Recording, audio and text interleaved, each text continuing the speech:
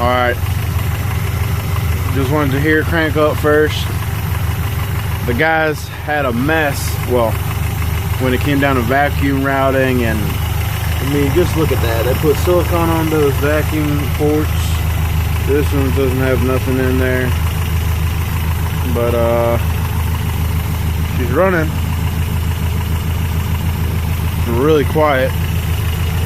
No knocking, no rattling. I'm just gonna put the fan, belt, and antifreeze, and she's alive.